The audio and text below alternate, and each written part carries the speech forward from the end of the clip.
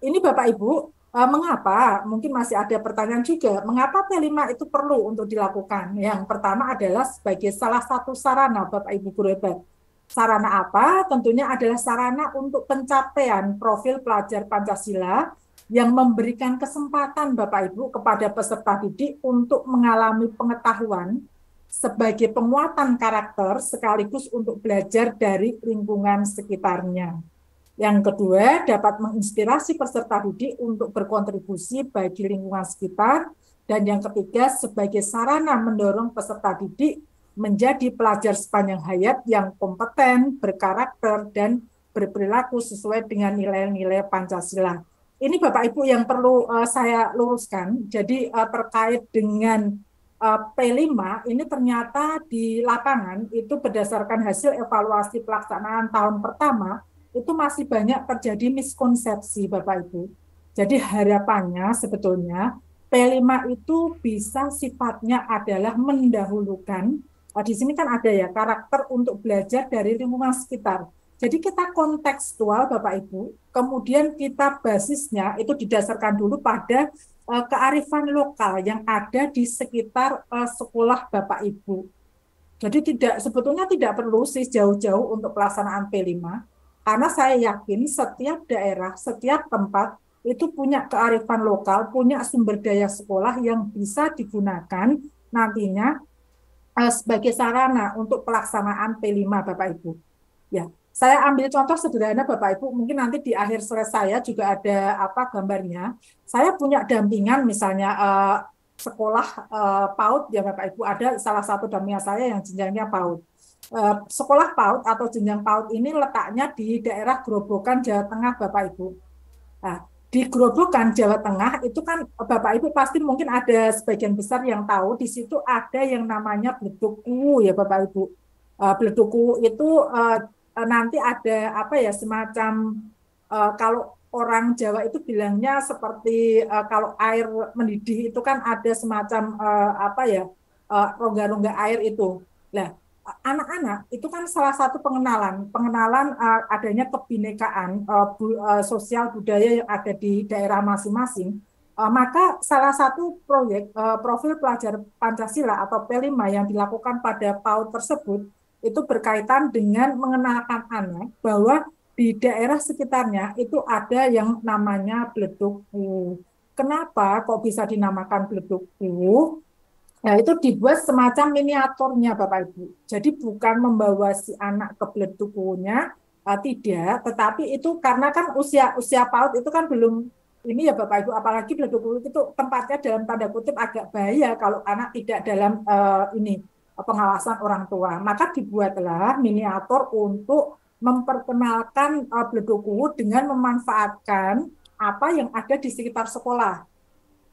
Seperti apa? Jadi menggunakan pasir Bapak Ibu, pasir anak-anak PAUD itu kan senang main pasir. Pasir dibuat gunung kecil atau bukit kecil itu. Kemudian Bapak Ibu guru kan sudah ada soda. Jadi sudah memberikan soda dicampur air, kemudian itu diteteskan di ini di ujung bukit atau gunung itu. Maka disitulah muncul replika seperti Bleduku yang sesungguhnya. Jadi ini contoh sederhana. Pelaksanaannya di mana? Di halaman sekolah. Tidak usah jauh-jauh Bapak Ibu.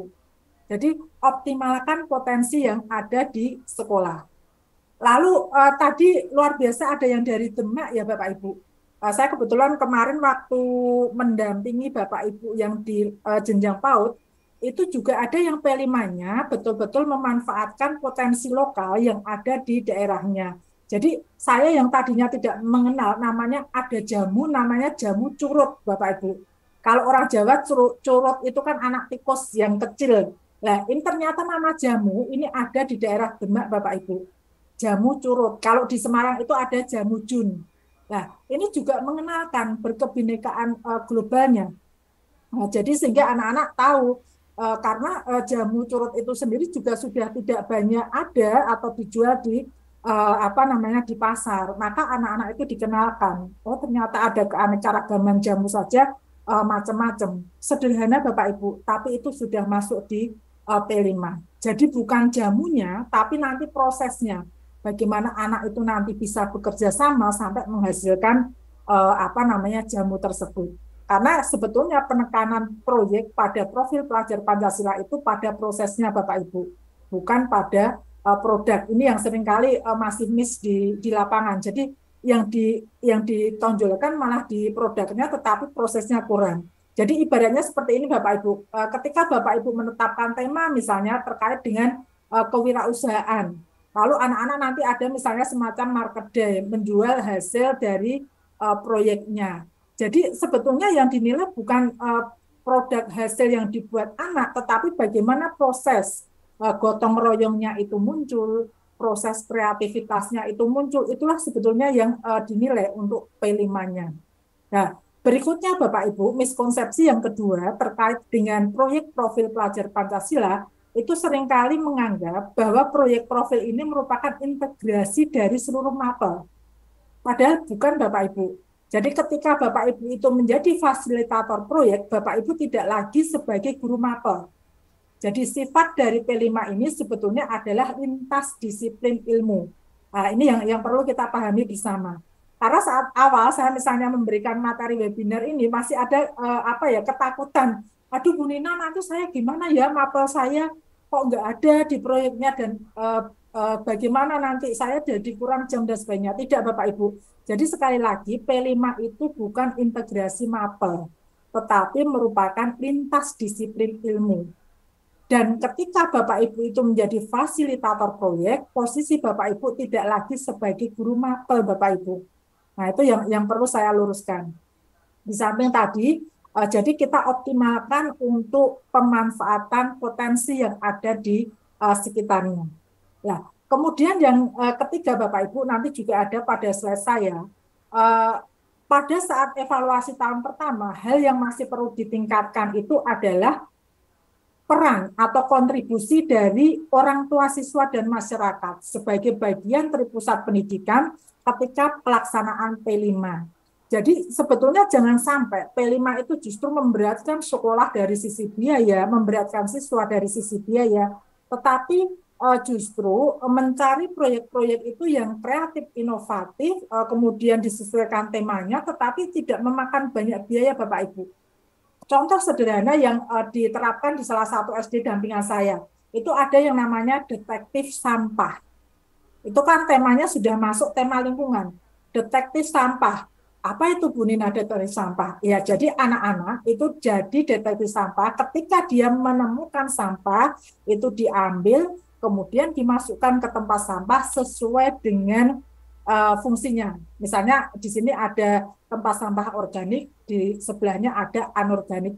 Itu sudah P5 Bapak Ibu. Sederhana. Tetapi itu nanti juga akan membangun karakter dari peserta didik. Lalu ada lagi Bapak Ibu yang sederhana lagi tentang batik. Batik itu kan sekarang hampir semua daerah itu punya khasnya ya Bapak Ibu. Nah, ini malah anak-anak SD hasilnya pun juga luar biasa bagus semua. Jadi membuat batik jumputan. Nah, ini juga untuk mengenalkan budaya yang ada di negara kita. Ternyata sangat beraneka ragam. Yang dinilai itu bukan hasil batiknya, tetapi kita menilai prosesnya. Bagaimana anak-anak bergotong royong, bagaimana anak-anak itu ini kreatif, lalu juga bisa memanfaatkan semua potensi yang dimilikinya untuk berkontribusi ketika menyelesaikan proyek. Sampai akhirnya Bapak Ibu, ketika anak-anak itu sudah mulai memahami pentingnya proyek profil pelajar Pancasila, dan kemudian sampai pada tataran sekolah itu adalah sekolah yang tidak lagi belajar mandiri belajar ya Bapak Ibu, sudah betul-betul mandiri, itu inisiasi untuk tema proyek itu pada akhirnya datang dari siswa atau peserta didik. Ini yang kita harapkan di sini. Nah, kalau masih proses awal belajar tidak apa-apa, inisiasi kan dari Bapak Ibu. Ketika itu sudah anak-anak sudah mulai memahami pentingnya P5 bagi mereka, mereka sudah sangat nyaman.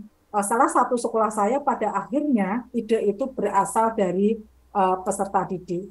Saya contohkan satu itu di SDI Fastabik yang juga kebetulan lokasinya di daerah Grobogan. Jadi pada tahun kedua ini, karena anak-anak itu sudah mulai memahami karakter untuk pelaksanaan P5, itu inisiasinya dari mereka. Mereka usul, Bu Guru bagaimana kalau untuk tema lingkungan, misalnya nanti kita manfaatkan ini Bu, kita kan sering minum misalnya, minum kemudian botol minumnya, botol aqua, gelas aqua, lalu makan jelly yang kecil-kecil itu di apa namanya ada tempatnya plastik itu biasanya kan dibuang. Nah itu dimanfaatkan menjadi beberapa uh, barang yang tentunya tidak sekedar memiliki nilai guna tetapi juga punya nilai ekonomis Bapak Ibu. Kemarin hasilnya luar biasa itu yang anak-anak kelas 1 itu dari tempat jelly yang kecil-kecil itu ada yang jadi bunga, kemudian kalau yang di kelas atas itu ada yang membuat dus grip, kemudian ya bermacam-macam Bapak Ibu. Ternyata anak-anak sangat kreatif sekali. Itu kalau inisiasi sudah datang dari anak-anak. Kemudian yang luar biasanya Bapak Ibu, tapi memang tidak mudah Bapak Ibu. Jadi ada prosesnya juga. Ketika orang tua siswa dan apa namanya ini masyarakat sudah mau atau ingin berkontribusi dalam P5, itu luar biasa sekali dukungannya. Jadi kemarin misalnya pada saat panen karya itu juga luar biasa antusiasme dari orang tua. Bahkan ketika orang tua itu tahu misalnya proyeknya itu terkait dengan lingkungan, kemudian ada menanam, kebetulan beliaunya punya di salah satu sekolah saya kan akan mengadakan P5 itu penghijauan dengan menanam tanaman kucai. Karena tanaman kucai ini tanaman yang banyak ada di kebun-kebun sekitar sekolah. Jadi yang tadinya kan sudah direncanakan bibitnya beli dan sebagainya, tapi luar biasa orang tua siswa dengan sukarela kemudian memberikan ini tanpa dipungut atau ditarik karena sudah paham bahwa mereka itu juga bertanggung jawab pada pendidikan anak. Jadi tidak hanya kepada sekolah saja tanggung jawab itu diletakkan. Jadi beliaunya memberikan sumbangan bibit, lalu yang lainnya memberikan sumbangan pupuk, yang lainnya lagi bersedia menjadi narasumber. Nah, ini sudah luar biasa Bapak Ibu. Ketika integrasi dari tripartit pendidikan ini sudah terbentuk, itu insya Allah kemajuan dari pelaksanaan kurikulum Merdeka ini sangat luar biasa sekali. Ya. Itu pengalaman yang ada di lapangan Bapak Ibu terkait dengan pelaksanaan P5. Sampai di sekolah itu kemudian terbentuklah yang namanya komunitas orang tua hebat. Nah, jadi komunitas ini tidak sekedar WA group saja Bapak Ibu tidak, tetapi pada waktu-waktu tertentu itu memang ada pertemuan antar orang tua yang diisi dengan sharing praktek baik. Bagaimana mendampingi anak ketika belajar di rumah dengan kurikulum Merdeka. Karena kan anak sebetulnya lebih banyak di rumah daripada di sekolah. Lalu orang tua siswa pun ketika ada P5 ataupun mungkin apa namanya pembelajaran yang berkaitan dengan profesi mereka misalnya, itu pun juga dengan sukarela kemudian menawarkan diri, Bapak Ibu Guru kalau misalnya butuh narasumber kami siap untuk menjadi narasumber. Jadi di satu sisi itu kontribusinya juga sangat besar. Finansial yang harus dikeluarkan akhirnya kan sekolah tidak perlu terbebani dengan biaya membayar misalnya narasumber dari luar. Ini contoh sederhana Bapak Ibu.